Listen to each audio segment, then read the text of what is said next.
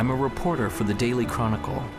If there's one thing that I've learned throughout my years as a reporter, it's that the end of the story is rarely the end of the story. In fact, sometimes it is just the beginning. This is a story that was the beginning for me. Although we only met for a brief moment and there was only one word exchanged between us, my life was changed forever. Hello, I'm the reporter from the Chronicle. Come in. Thank you. The interview was with Vincenzo Vivaldi, the world's foremost violinist and composer. I admit I didn't know much about him, but I had my questions at the ready. How did he become such a success? How did he create such a legacy? And what inspired him to learn the violin?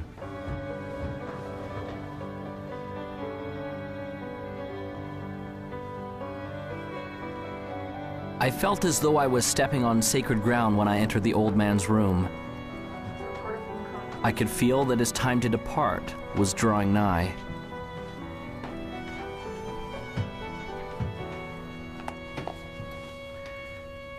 Thank you for seeing me, Mr. Vivaldi.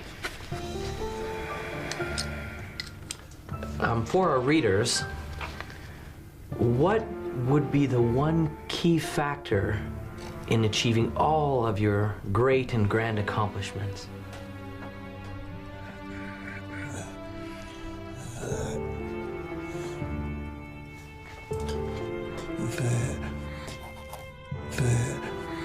The Opus.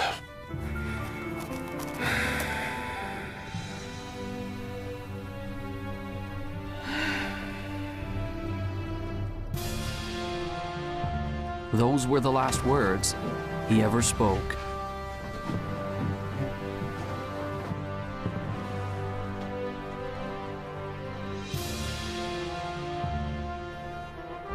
As I left the house that day, I now had a greater question than when I had arrived.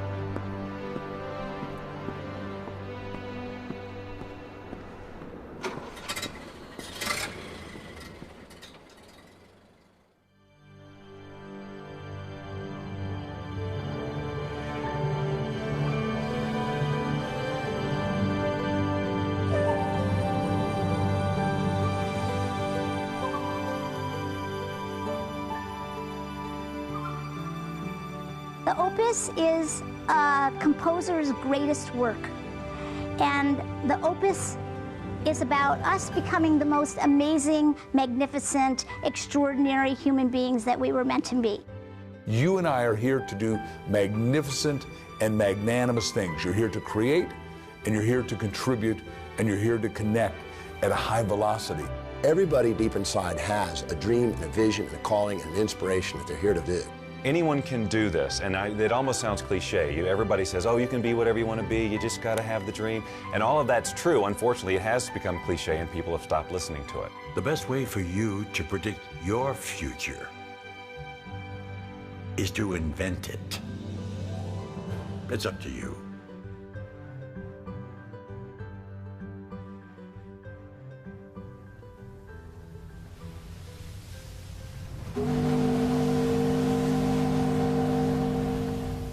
Vincenzo came to America when he was 7 years old. He came from the old country, Europe. When he got on board the boat that would take him to America, he had no idea he was about to encounter two things that would change his life forever. One was a new country. The other was a teacher and a violin.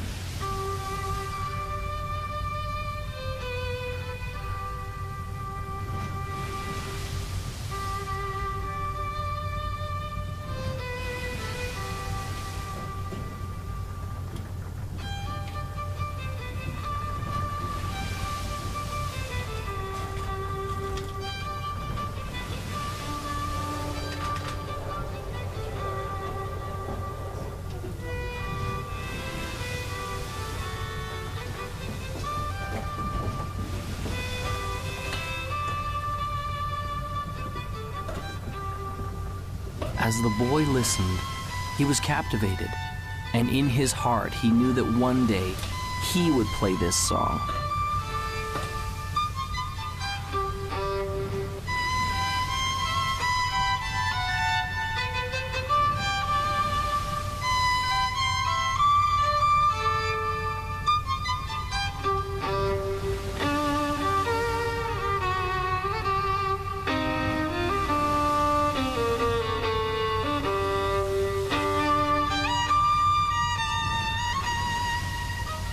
Vincenzo said that he wanted to play like that one day. Do you really believe that? Do you really believe you can? The old man asked. The young boy replied, yes. That is the key to unlocking your opus. The old man smiled and told him that he had just begun on the road to becoming great. He gave Vincenzo a notebook and told him to write down exactly what he wanted and to keep the book with him always. Vincenzo wrote that one day he would become one of the greatest violinists the world had ever known. The old man put his hand on the boy's shoulder. When you get there, don't stop. Remember, your opus isn't what you do. It will be the legacy of what you've become. Vincenzo did not understand.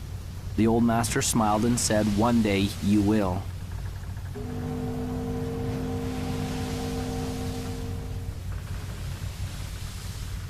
As Vincenzo left the old man, he was grateful, for he had been given a great gift. And although he would never know the man's name, the man had changed his life forever.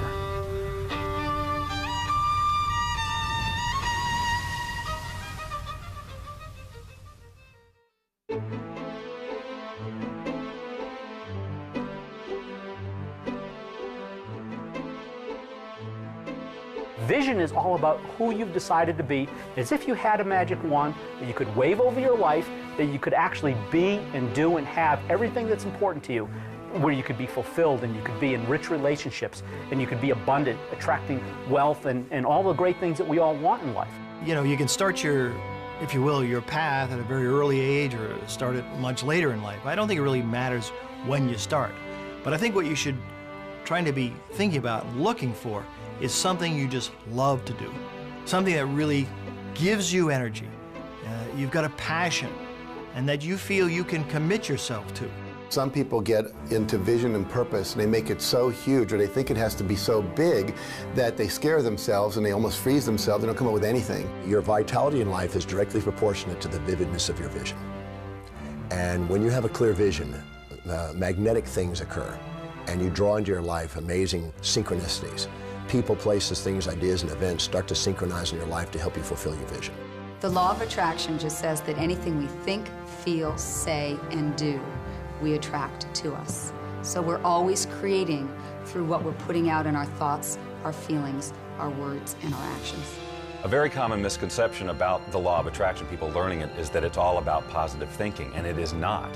Positive thinking is obviously, probably more beneficial than negative thinking, sustained negative thinking.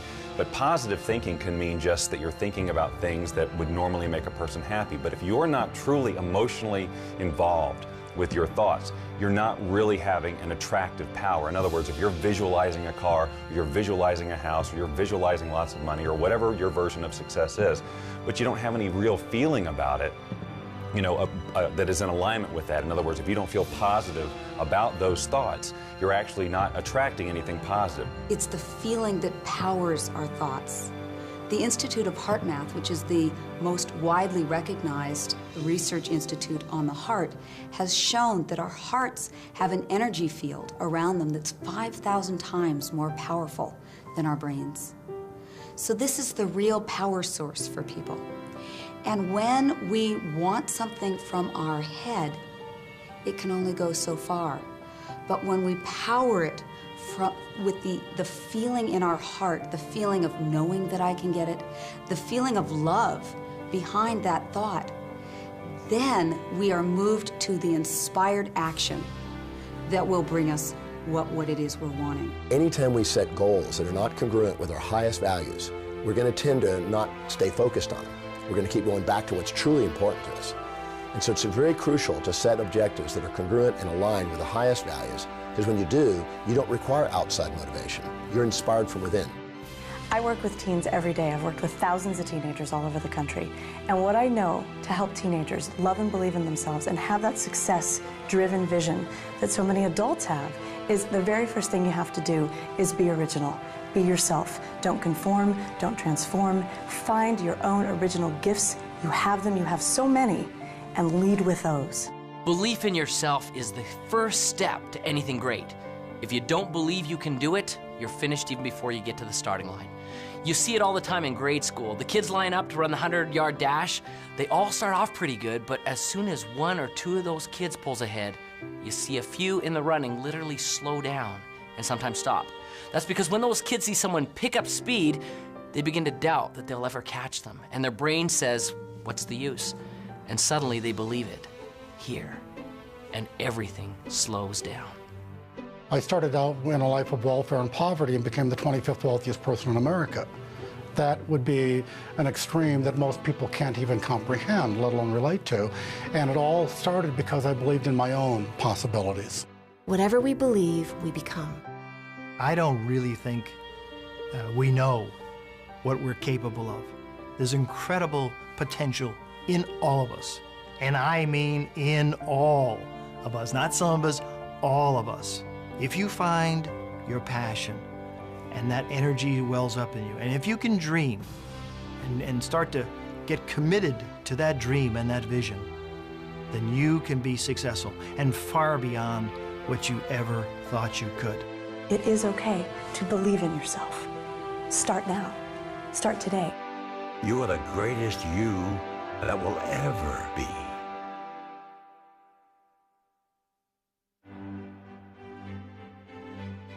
Vincenzo had set a goal. He began to see it powerfully and perfectly. It became real.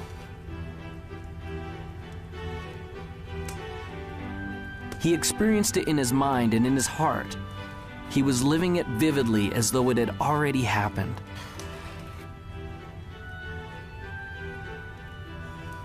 This gave him the momentum to begin.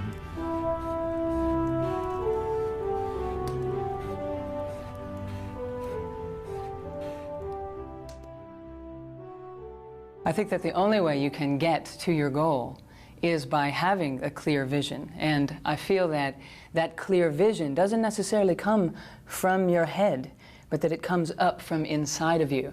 That the more we access our gut feeling, the more that we access our core individuality and listen to what it is that's wanting to be said through us, then we have a clear vision of what we're about. The problem is most people don't really have that clear vision of what success is for them because they've never felt like they were allowed to have that vision for themselves. They always felt like they had to live in to somebody else's idea of what success is. I think one of the steps that people may not do quite properly is that first step of intention.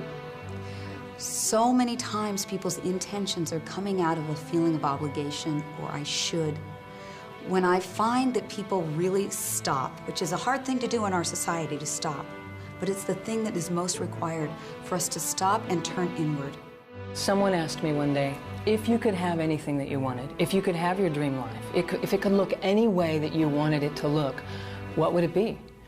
And I was stumped, because I was so used to being good at responding to my difficult circumstances that I even honored myself for being able to make the best of a bad situation. So I would constantly have to wait for bad situations to come around in order to identify who I was and to feel my strength to be able to go out there and do something. And so when someone asked me, well, if you could just be on the front side of something like that and just have it be whatever you would want it to be, what would it be? And I couldn't answer the question. I thought, I've got some different kind of work to do. The only way you can get a clear picture of where you're going and to understand what it is that you want out of life, you must silence the restless thoughts that are going through your mind. And you have to ask yourself, what do I want? How do I feel? And where do I want to go? In the 1960s, President Kennedy suggested that NASA was going to put a man on the moon by the end of the decade. And NASA took the plan and they said, okay, what's success look like? Success looks like not man on the moon, but astronaut safely back on Earth. So they said, let's plan from there. So there's a group of scientists who looked forward to success and said, let's work backwards and put the plan in place. Now, the problem most of us have is we don't have a clear vision of what success is. I started thinking about the creative process of living your life as it relates to creating music, because I enjoy creating music and I always have. And it comes back, and I saw the parallel so clearly between how the process is the same. When I sit down to write a piece of music, it's generally born out of some inspiration. You know, I don't work under the rules that you have to write this type of piece of music, it's got to be 30 seconds and it's got to be this beats per minute. You know, I have full, because I do it for fun, you know, I have full creative control, so I work from inspiration, just as we should work from inspiration in our lives. That is what should guide us, that is what it should help us to create our vision, a feeling of inspiration, not someone else's sense of passion or their likes or interests, but our own. I have a philosophy of life, and that is this. Achieving any type of goal in your life is 99% intention, 1% methodology.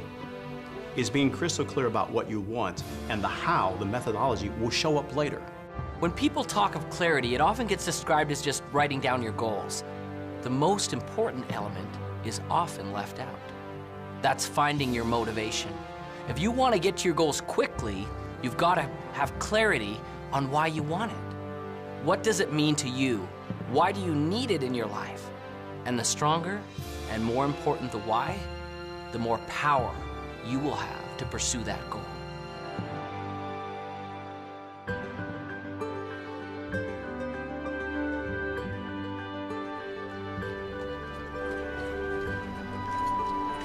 Finally, the opportunity came for Vincenzo to have his violin. The moment he saw it, he knew that he had to have it. A loving mother felt the same way.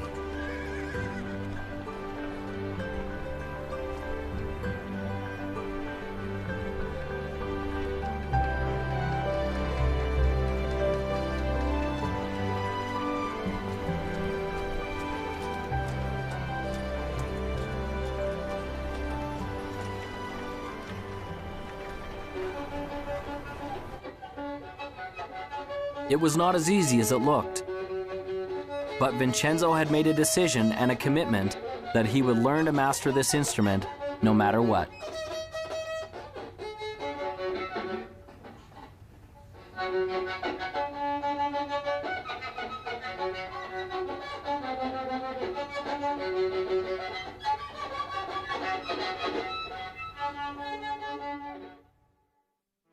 Finding your clarity starts from first setting goals, not just thinking them, inking them, writing them down, having that vision board. Put those things on your board, the way you picture your life to be, the lifestyles you want. It's okay to brainstorm it. Start with an idea, oh, I've always wanted to do this, and flesh it out. Really describe what you want your life to be. You may find that it evolves even as you write, and that's okay. Take the time to decide what you truly want, because it isn't until you do that that you're going to be able to stabilize any sort of vibration around it from a law of attraction point of view to attract that into reality. When you're in the achievement process, what is your greatest moment?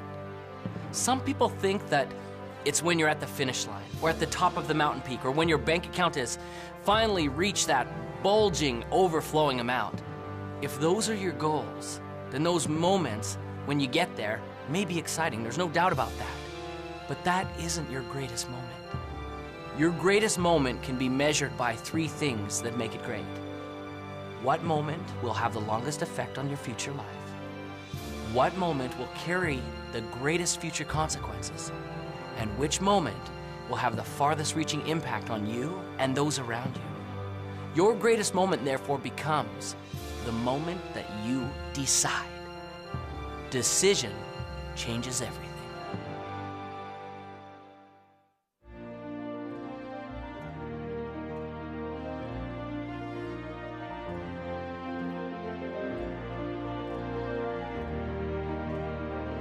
As Vincenzo grew from a boy to a man, he never lost sight of the dream.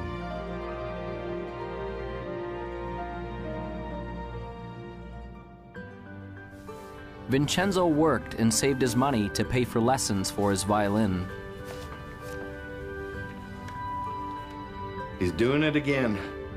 Thinking about everything except what he's supposed to be doing. There were those who told him that his dream was impossible, that it could never be achieved. Still believes he's going to be famous. Ladies and gentlemen, the famous, one and only, time-wasting, daydreaming, broom pusher.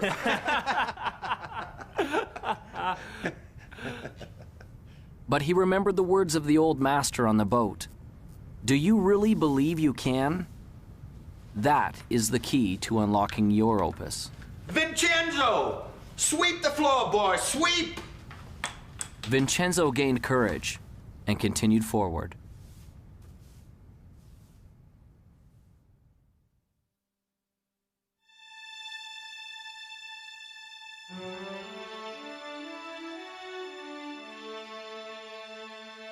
How do I get started? You just get started. Most people wait. They're going, waiting for their time. Wait till I know more. Wait till I do more. Wait till I learn more. Wait till my time is right. Your time is now. So just get started. You can't sit on the couch and eat potato chips and expect things to happen. You visualize and you materialize, yes, but you must act. A mediocre plan today is far better than a perfect plan tomorrow, because tomorrow never comes. We all know that New Year's resolutions last 30 days or 3 weeks or 3 days or for some people 3 hours. And that's a result of this great commitment. And what I want people to do is to step back and, interestingly enough, to essentially dial it down. Focus on what you can do, not what you could do. If you can't get the big picture, start with the small stuff. A decision isn't something you take lightly. It isn't a wish or simply saying, I'd like to. There will be no power in it until you say with clarity, I will do it, and attach that commitment to some action. What will you do to get things started? I'm a big believer in planning, partly because my first career was in the television industry. And if you don't plan a program, you're asking for a disaster. And that's not to say that you set a plan down that's absolutely rigid, but you put a plan down that you can then change and adjust as you need to when you're going through the production. Same thing with the writing of the music. I start with an end in mind in terms of how I want to feel, but I don't have every note already written in my head. That's what makes this process so fun and creative, because the minute you feel like you have to go here because that's where you said you were going to go in the first place, the song has to sound like this because that was my original vision, you cut off all sorts of possibility. You don't have to know everything before you get started. Top achievers never have all the answers, and they also don't wait for all the answers to come until they get started. They just get started. They don't let questions paralyze them. They understand how to face the unknown and have the courage to do new things without all the answers. They know that the answers will come, and they adjust their course with each step forward that they take. Most of the answers come in the action, not in the calculating. You've got to learn that too. When you're up against the unknown, remember this phrase. Top achievers are not perfectionists. They're improvisers. Get started. It's hard to start. It's scary. And I know I've seen in my own life that some people they're just waiting for everything to be perfect. There is no perfect time. You never have a perfect plan. But you need to move forward. If you're convinced and you're passionate, it will develop. Have some faith. It can happen. It will happen. You got to stay positive, but you got to keep moving forward. And you got to keep moving forward knowing you don't have all the answers. I wanted to be a fighter pilot my entire life, but back in 1986, there was an experience which pretty much dashed my hopes up against the rocks. Back in 1986, the movie Top Gun came out, and you'd think that would be a source of motivation for me, but really what it was everybody else at that point now wanted to do the same thing that I wanted to do. Everyone wanted to become a fighter pilot because they all wanted to be just like Maverick. And what I knew back then was I was a pretty average guy. I knew that the people who were ahead of me were smarter, faster, they were stronger, and I thought, man, I'm not going to be able to do this anymore because all these people now want to do what I want to do. You know, we're being honest here, so I'll just tell you, I mean, I failed kindergarten. And I don't know if you know what it takes to pass kindergarten, but you basically need to be able to stack blocks and not eat glue, okay? I mean, that's pretty much about it. So I failed kindergarten. I know that I'm a pretty average guy, okay? And I look at all these people who are ahead of me, and I'm thinking, man, there's no way I'm going to be able to make it. But you know, I followed through with my dreams, and I pressed on. And what I realized through that experience was that I may have been in the 5th percentile on the bottom, but the 95% of the people who were above me never took any action. Often people have a great idea, and they get excited about it, and they go, wow, I'm going to go do this. But you know something? They don't do it. They think about it. They get excited about it, maybe for an hour, maybe for a day, maybe even for a week or a month, but it dies. They don't take action. They're really not committed. They're really not passionate for it. It's like a passing idea. And so one of the things to be successful, one of the most important things to be successful is, okay, you've got a dream, you've got a vision, you've got plans, and now you've got to go for it. If you believe in something fully, you take action. I always tell people the last 6 letters of the word attraction spell action, and most people are focusing on this part and they're not doing the doing this. So when you believe that it's going to happen and you're visualizing clearly and you're holding all that energy, what'll happen is you'll start attracting to you not necessarily the car, but opportunities, strategies, resources, books, etc. that will come into your life. If you don't take action, you won't get the results. You must take action. It may be very small, it may be very big. It's what I call inspired action because it's something that's coming from within you. You get a little knock at the door that says, attend this seminar, go to this movie, buy this particular book, whatever it happens to be. Your part in this co-creation process is to do it. I was successful really in a lot of ways just because I went and did it. I took action. And so you're sitting here today, you've got a dream, you've got a goal, you've got an aspiration, you might have an invention, $1 million idea. And what's sitting between you and the execution of your dreams can be simply summed up in this: take action, implement. You grab the bull by the horns, you put the throttles up in afterburner, you live your life at the edge of the envelope, and you will be successful.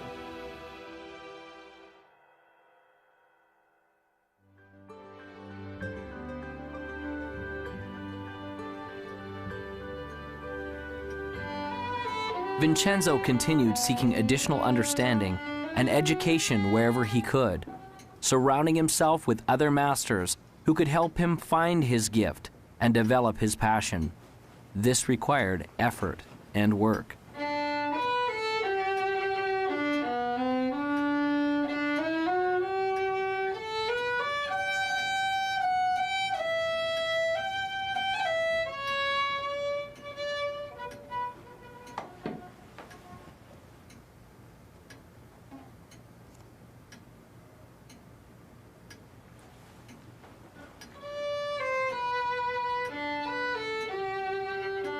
As he practiced and persevered, his skills became more fine-tuned, and the instrument began to sing.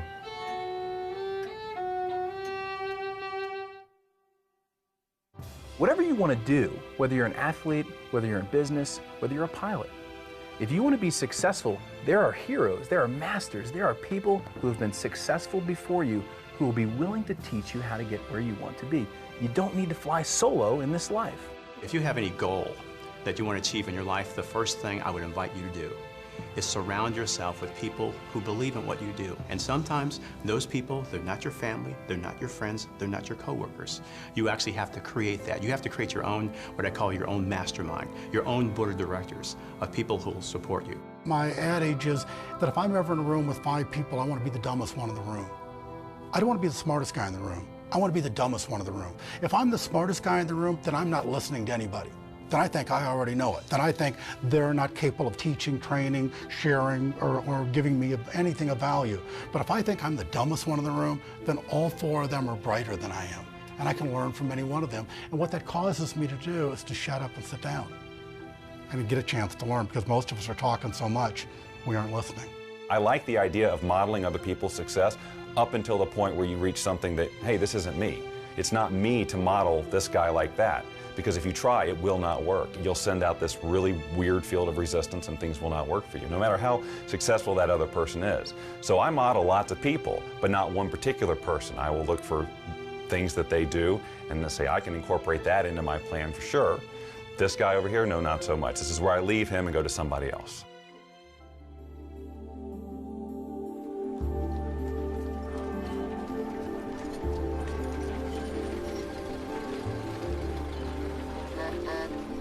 Whenever there is greatness, there is also adversity.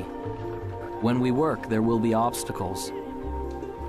Vincenzo's obstacle came when he turned 17. One day, as he was walking to his teacher's to practice his violin, he found that his vision began to blur. Soon, there were great dark spots appearing before his eyes. And one day, he woke up totally blind. He could not see. This proved to be a big adversity.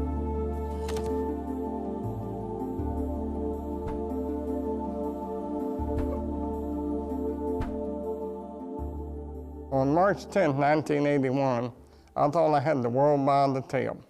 I was Mr. Egotistical. I was self-centered. I was center of the whole universe, and so I thought. I was very successful. I'd gone into the life insurance business, making a lot of money. Had a nice home, had a nice car, had a wife. You know, I was living the American dream, and so I thought. And then I went and bought myself an airplane. The next day I took off in that airplane for a little pleasure trip just to check it out. Then in that day, my whole life changed. I had a power failure. When I was landing, the engine failed. I hit some power lines and crashed. I was just entering my senior year, and I wasn't really going out much. We had moved to a new town, and I was feeling a bit awkward in my skin. I went out, and I met someone. I thought, oh, he's the one, and ended up pregnant in my senior year. And if you want to be judged, I was going into a school where there were nuns, and they were convinced, and so was my entire school system, that found out I was pregnant in my senior year, that I was going to go to someplace with the letter H and 3 letters that followed. And it took me a long time to regain my self-esteem. And so my life started out as a pregnant teenage runaway. When I was born, my parents didn't know that I was didn't think that I was gonna be a little person, of course. So that was a big surprise. And they had some difficulty with it, some challenges with it. Then I went off to school, and I had challenges with kids there, teasing me, calling me names, stuff like that. 4 days later, I woke up in the hospital. I was in coma 4 days, and I was in bad shape. My neck was broken at the first and second cervical vertebrae, and my spinal cord was crushed. The nerves that control my diaphragm were destroyed, and I couldn't breathe. My swelling through your flesh was destroyed, and I couldn't eat or drink. My larynx and voice box were crushed. Every muscle in my body was destroyed. I couldn't do anything but blink my eyes. My bowel, blood, and kidneys didn't have function. I lay there for 8 months in that hospital. All I could do was blink my eyes. The doctor said it was hopeless. I prayed that I could learn something through this experience, and maybe one day I could help others through it. Well, I gave birth to a little baby girl, and I kept that little baby girl for 5 months. And it was a tough 5 months. It was a tough road to hoe. I worked 3 jobs, and I couldn't really make my ends meet. One day I made a decision to place her for adoption. And when I did that, and the lady came and took her away and drove away with my baby, I thought I was the worst sinner on planet Earth. And it took a long time for me to regain self-esteem and to come to know myself, that I was a valuable person and I was a valuable part of this society. And in 4th grade, a turning point came for me, one of the first ones, when I realized that being a little person wasn't something that, wasn't a costume that I could take off one day, that actually I was going to be a little person for the rest of my life. And my friends were now at least 1.5 to 2 feet taller than me. I wasn't just the short kids in the class. I was now significantly different. 8 months later, I walked out of the hospital on my own 2 feet. The doctor said it was impossible, but I walked out of there. But that wasn't the end of the journey. That was just the beginning, because I had 5 more years of intense occupational physical therapy. So I went to work. And when I went to work, I decided I was going to make something of myself. And maybe one day I'd see that little girl again, and maybe I'd be able to be an example, a living example of something wonderful. One day I was sitting with my teacher for spiritual and personal growth, and he said to me, you know, Peggy, I noticed that you spend a lot of time in this fantasy that one day you're going to wake up like an average-sized person, or as an average-sized person, and all your problems are going to be gone. But that's not really so realistic. And I bet your success level would be much higher if instead you focus on the things that you can change. The things like your attitude, your beliefs, your connection to spirit, all those kinds of things. So that was a turning point for me. And I actually looked at that and I was like, oh my God, I'm believing in this fantasy. And I had to come to terms with the fact that I had to accept that I couldn't change my outer size. But I saw that I could change my inner size. See, it didn't matter what the doctors thought. It didn't matter what the medical profession thought. It didn't matter what other people thought or believed. What really mattered was what I believed. See, a lot of people think, well, I can't do this, I can't do that, because everybody tells them they can't do that. And I tell them it doesn't matter what other people tell them, it matters what they think. Well, last year on Mother's Day, now we're talking 27 years after that day when that lady drove away with that baby, I got a call from guess who? My little daughter, Jackie. And she said on the telephone, could I call you Mom? That was huge. That was huge for me. And I don't care what happened to you in your life. If someone told you you're a sinner and you're so down and out that you think you're nothing and you're a nobody, you're a somebody. You find it within yourself and you get up. Pull yourself up by your bootstraps. And you get out there and do good works. Jackie and I have become real good friends today. And I thank God she's a valuable part of this life. You know, I barely finished high school. Today I sat on the Harvard Women's Leadership Board. Were the times I was down, were the times that maybe the vision started to fade a little bit. You know, I'd be dishonest if I said they weren't. Of course there were times. But I didn't stay focused on that very long. See, it's okay to let yourself get down, but it's not okay to stay down. I have gone from the depths of darkness to the height of amazing, amazing joy and even ecstasy. I always say that I used to cry every day out of sadness. Now, I cry most days out of joy.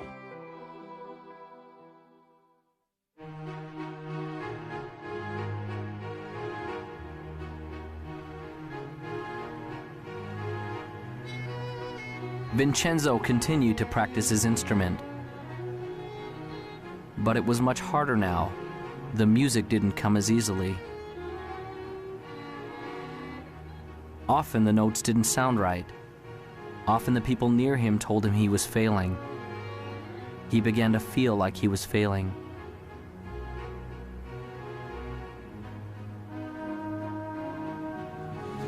I can't.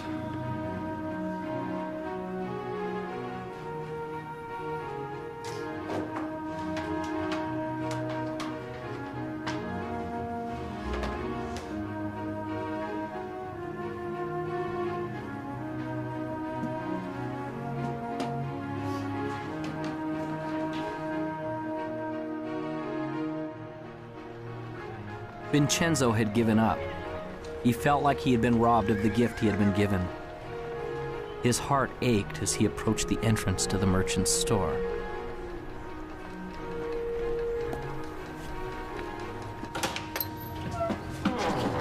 Hi, Vincenzo. A surprise. What brings you here? I'd like to sell my violin. Those were the most painful words that he had ever spoke. Are you certain about that?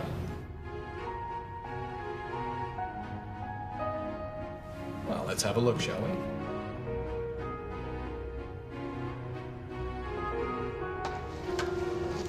Oh my.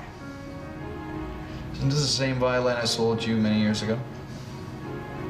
And you want to bring it back to me? Yes, I do. Well, I'm certain you've kept it in fine condition. But I really have to know that it works. So, would you do me a small favor, Vincenzo? What's that? I wonder if you would play a little bit for me, Vincenzo. I don't have my music with me. Sometimes we don't need sheet music. Sometimes music is in the soul. So, just once for me? Reluctantly, Vincenzo took the violin and, placing it properly in position under his chin, he began to play.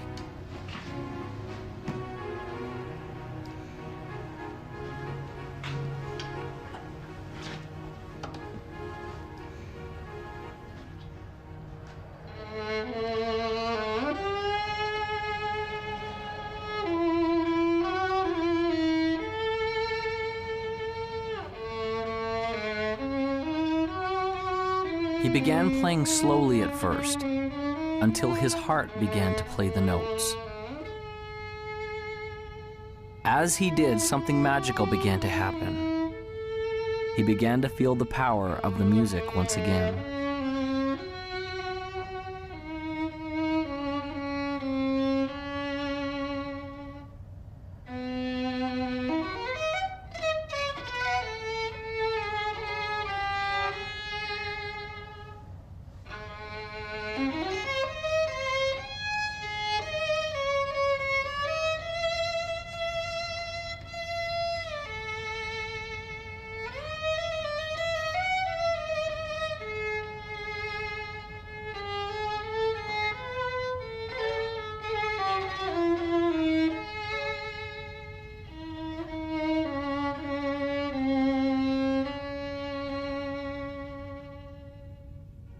When he had finished, a change had taken place, and there was hope.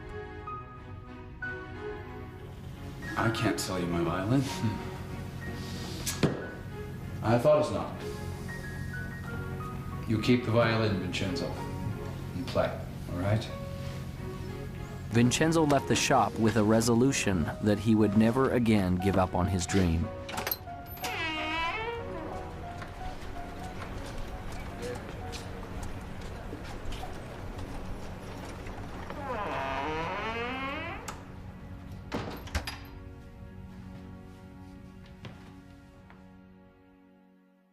Everybody experiences failure, and if you haven't, it's just because you haven't done anything new.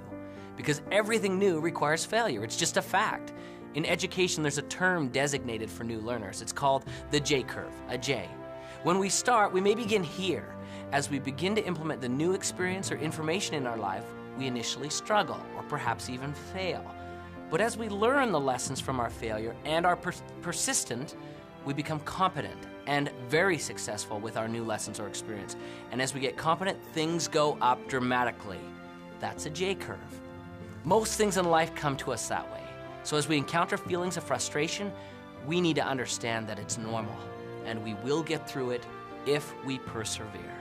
There was a software executive who made a huge error, costing the company millions of dollars, and this is a true story. Millions of dollars at this one mistake or one failure he had made. So he went in, he was called in to see the chairman and the CEO, and of course he brought his resignation letter, and he handed it to the chairman, and the chairman said, what are you doing? We just spent millions of dollars educating you. You can't leave us now. Now, not every employer is going to be that compassionate, but the universe is. Every one of us gets rejected, and what you and I need to do as individuals is reject rejection. Make yourself rejection-proof. When Jack and I started Chicken Soup, we spent 3 years writing it, and then we tried to sell it. We went to New York with a great agent, and 33 publishers all said, hit the road, Jack. And then we went to the BEA, Book Expo of America, and we went booth to booth to booth to booth, and 144 people, sum totally, said, buzz off, you guys, that's soppy little stories. They're never going to sell. They're too nice. The secret word that every winner knows is called N-E-X-T, next. You're going to meet obstacles. You're going to see adversity. It's going to happen to you. I guarantee it. So what gets you through it? It's your passion, it's your energy, it's your commitment to this game plan. And wow, it can be very, very exciting. I have never met a successful person who hasn't failed.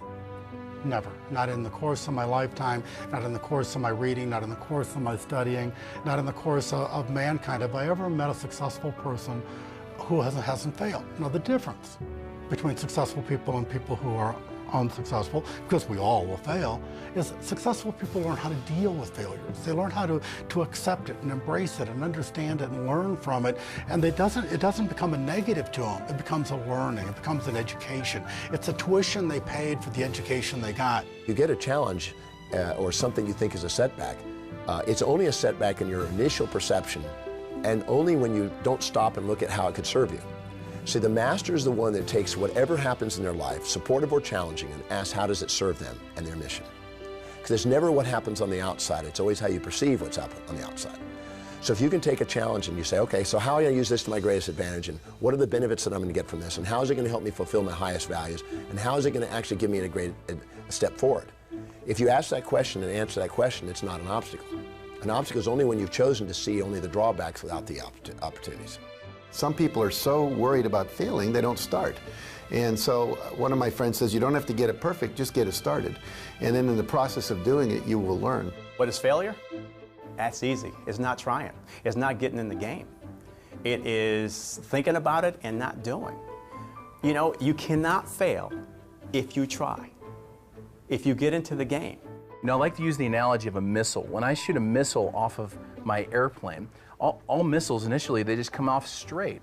And any engineer will tell you that a missile actually requires mistakes. It actually requires errors in order to become successful at hitting its target. And so as a missile comes off the airplane, if you've got a plane that's going in this direction, the missile comes off and it sees that the airplane that you're trying to shoot at is going this way. It sees that it needs to correct that way, and it makes a correction. Then it makes a smaller correction. Then it makes a smaller correction, and next thing you know, it hits the target. The same is true with us. You know, we've all got dreams. We all have a target, and we all have goals. A failure-minded person goes down the road towards their goals. They hit that first obstacle, and they go, I'm a failure. I always fail. And they turn around and they give up their dreams. A success-minded person hits that first obstacle, and they go, you know what, I'm going to be successful, and they make a correction just like that missile. They hit the next obstacle, and they make a little bit other correction, just like that missile. And next thing you know, they find that they've zigzagged their way to their target, to success. When I was learning to walk, my parents didn't say, oh, Jack failed after 7 tries, let's give up. They said, just, you know, keep coming, boy. However long it takes, you're going to make it.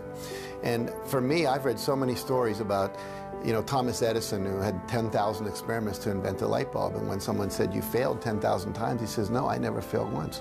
He said, I invented the light bulb. It just happened to be a 10,000-step process. You're going to have some setbacks in life, some challenges, some difficulties. And those are the days which really test what happens. Maya Angelou says it like this: if there's something in your life you don't like, change it. But if you cannot change it, change your attitude. That is why it's critical for you to work on your attitude and start to have a reservoir from which to draw from before you need it, because you're going to have some days which test you, which try you, which really push you to the edge. And those are the days that you need to make sure that you have a positive outlook, a positive inlook, and a positive uplook, that you are thankful and grateful for all things, even the challenging things, because it is through the challenges that we grow, that we stretch, that we start to become all that we can possibly become. In our society, so often we focus on problems and obstacles and challenges and failures, and those kind of things paralyze us. They cause us to stop because we can't really see beyond that. But the truth of the matter is, if we look carefully, we'd see very clearly there is no such thing as a problem.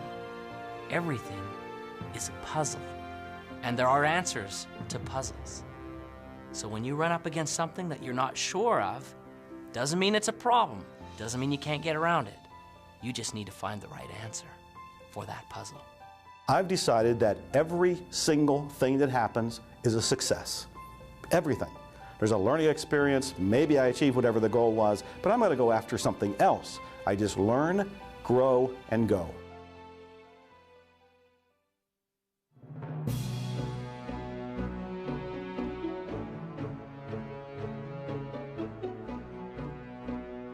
Once you reach a goal, whatever that is, or achieve a vision, and it may have evolved and it may be very different than when you first set out, you are basking only momentarily in that sense of accomplishment. You can enjoy it. Doesn't have to be a letdown, but what you'll find is that you've naturally expanded who you are, who you can be, and you'll have another vision that's even bigger.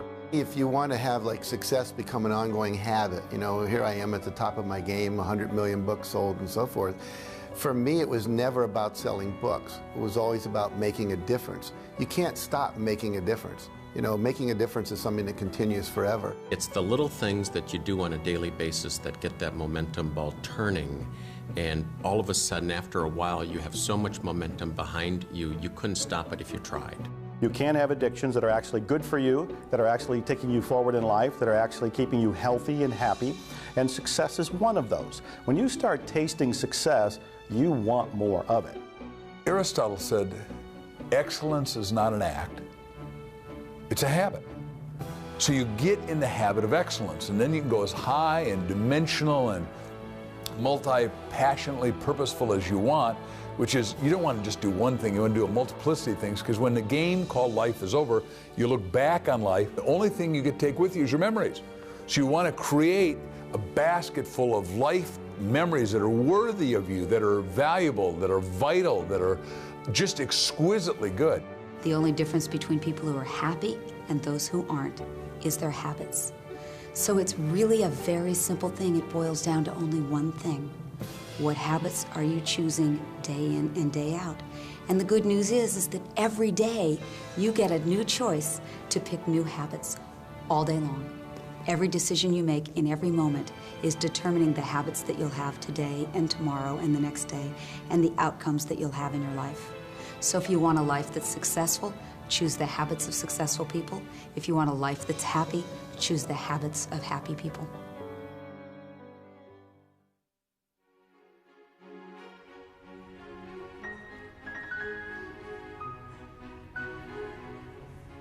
Well, thank you all for coming tonight. It's a pleasure to know you're out there. We're going to be playing at Slowly, Vincenzo was offered opportunities to perform his music at local venues. Although these locations were not ultimately where Vincenzo wanted to be, he poured his heart into each of these performances. Each of them was a step in the right direction, and he let his passion shine through from the beginning.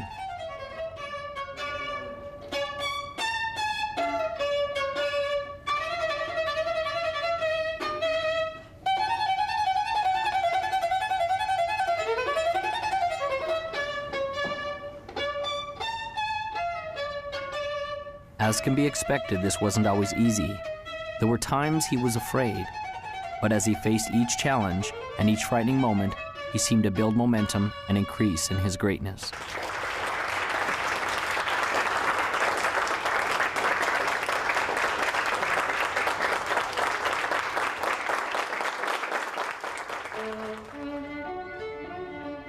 Vincenzo gained a reputation as a passionate musician, and his gift grew. Doors opened for him to begin to play with other masters. Soon, Vincenzo was playing in the most grand concert halls of all. His dream to play was fulfilled. His opus had arrived. But was the journey complete? There was the question the old master had asked him that he still yearned to understand. Your opus isn't just what you do, it will be the legacy of what you have become. Vincenzo thought in his mind often about what this could mean. Was this the legacy of the man he had become? The man who played in the largest concert halls? The man who commanded the respect of the other musicians? The man who composed and wrote the grand symphonies? The man who people adored and loved as the master violinist? Vincenzo still didn't understand.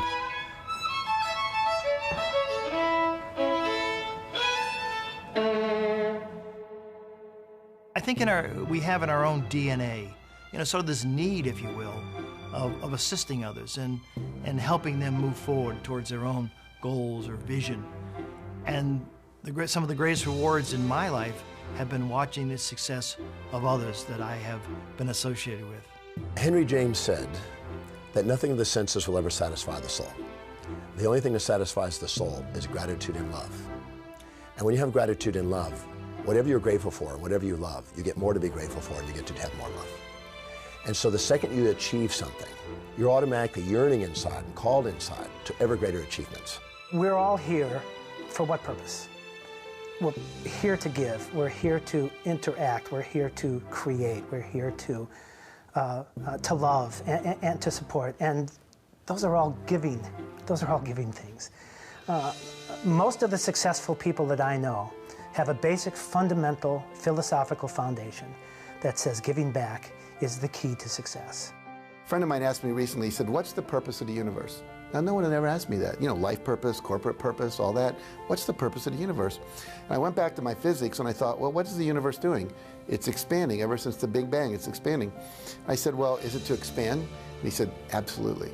And he said, anything you do that helps people, corporations, countries expand, you're in alignment with the universe. And when you're in alignment with the universe, the universe will support you. It'll give you the resources you need. Anytime you cause contraction, you cause conflict, then you're against what the universe is about. When we feel expanded, it's the universe's message of saying we're on course. When we feel contracted, it's the universe's message saying that we're off course. So as we're moving along, we always move towards that which is making us feel expanded. Service, there is no higher purpose. It's all about giving back. When you focus on giving, you receive, and that's how the law of attraction works. Ultimately, what we contribute is a reflection of who we are inside. And the more we contribute back to the world around us, makes us more inside. Think of your happiest moments. Got it? I'm confident that it will have very little to do with accumulating wealth, and it certainly wasn't a moment where you were alone in your room watching TV. I'd be willing to bet that it was a moment where you did something for someone that they could not do for themselves, or when you helped someone realize a dream, or you shared a little of you, the real you. And in the end, isn't that what life is all about? It's never about what you had. It's about what you did and the difference you made while you were here.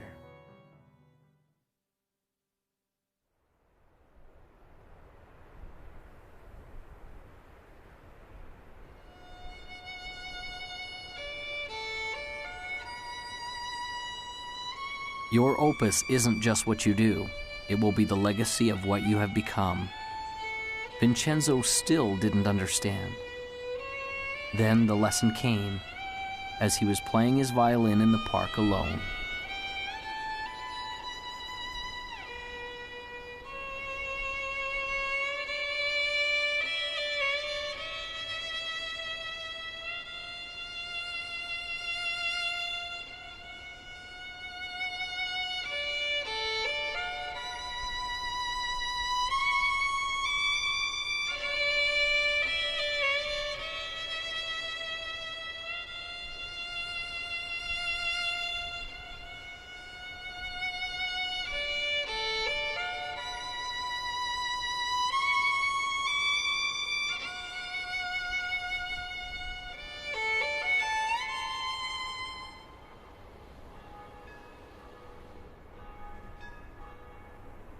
And so Vincenzo passed along the message that had changed his life.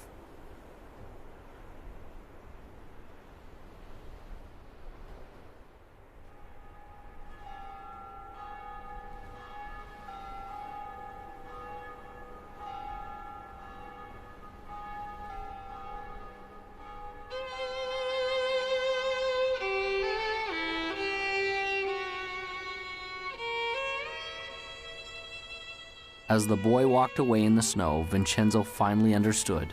It was almost as if the voice of his old friend, the master, came to him. Remember, your opus isn't just what you do. It will be the legacy of what you have become. Imagine, if you would, a hot summer day in the year 1944. Campus, Morehouse College. Dr. Benjamin Mays, the president of the college, sits at his desk. There's a knock at the door. He says, "Come in." He sees the door swing open, and a man and a teenager are in the doorway. He runs to grab the hand of the man, Martin Luther King Sr., Daddy King. Daddy King steps in and says, "Dr. Mays, I'm not going to take a lot of your time. I just came to introduce you to my son, Marty." We call him ML. His real name is Martin Luther King Jr. He's 15. He's going to college here in the fall. Very bright boy. But he's missing something, and I need a big favor. No, I don't need tuition as bigger than that. No, I don't need room and board as more critical than that. I came to ask you, would you teach my son how to dream? Please teach my boy how to dream. And Dr. Mays gave young Marty a piece and said, young man, read this piece every day and it'll change your life. And he read it and it changed his life. And I got hold of it and I started reading it and it changed my life. It's so profound yet so simple. It simply reads, it must be borne in mind that the tragedy of life does not lie in not reaching your goals. No, no, no. The tragedy lies in not having a goal to reach for. It is not a calamity to die with your dreams unfulfilled, but it is a calamity not to dream. It is not a disaster to be unable to capture your ideals, but it is a disaster to have no ideals to capture. It is not a disgrace not to reach the stars, but it is a disgrace to have no stars to reach for. Not failure, but low aim is sin. You've got to dream big dreams, impossible dreams, dreams that will make a difference, leave a legacy, and a dream that will be your opus, your reason for coming to this planet. I truly believe that all of us are very special. We all have some unique, different, wonderful qualities. We shouldn't compare ourselves to others and say, well, they're so much better. We need to find our own special gifts. And as you find those gifts and you become passionate about those gifts, you move towards those gifts and take action. So if you've been watching the Opus, the time is now to take action. No more praying, no more wishing, no more hoping that great things will happen to you. Move forward, take action, become successful. We are all creating our own Opus. We will all leave that legacy. You come to the end of your life knowing that you have lived from the inspiration of your heart and that you've lived a life of love and of joy and of happiness. Because I tell you, you can achieve success in life, and that doesn't guarantee happiness. We have to come from love and from that inspiration of why am I here, and you'll be happy and you'll be successful. You know in your heart that you want to do something. It might be open a business, it might be open a service, it might be write a book, it might be do any number of things. It's unique to you, but you haven't done it yet. You now have the beginning of some motivation. Your heart is pumping a little faster. The sweat is on your brow because you are excited about this. I want you to take action. I want you to go out there and do something. I want you to dare something worthy. I want to be able to say at the end of my life, did I do everything I could with everything I was given? I want to be able to say absolutely. So it's never done. As long as you're green, you're growing. As soon as you're ripe, and you're raw. The joy in your life, the passion in your life, and the success in your life will come when you're brave enough to say, this is me, and then go be that person. Most people tiptoe through life hoping they make it safely to death. And life is more than that. It's more than just tiptoeing from the time you're born to the time you die, making it from day to day. It's much more than that.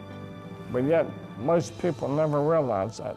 I know that I'm not just a body and a personality, that there's something much, much deeper and greater and actually magnificent inside of me, something extraordinary. And the more that I live from that place, the more that I'm able to see inside of other people that they're extraordinary, that they're awesome, that they're amazing.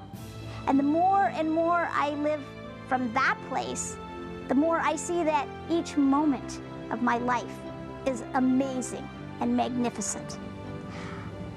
That is the gift that's come out of my challenge. That is my opus.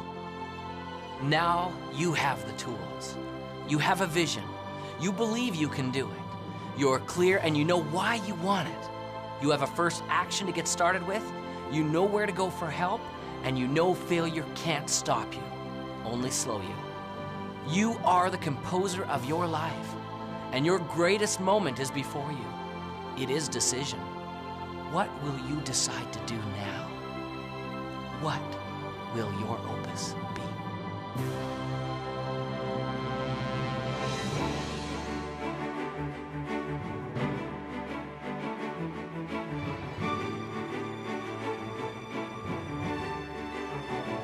Your opus isn't just what you do.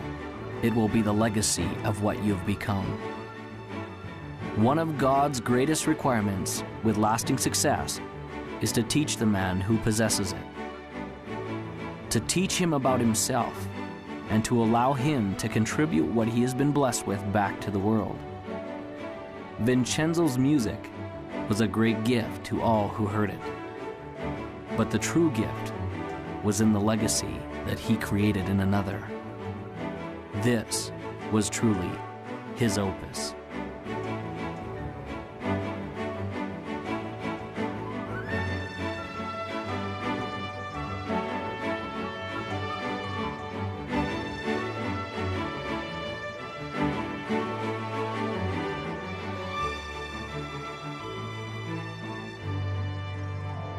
And now, as time passes, there's a question that each of us must ask ourselves.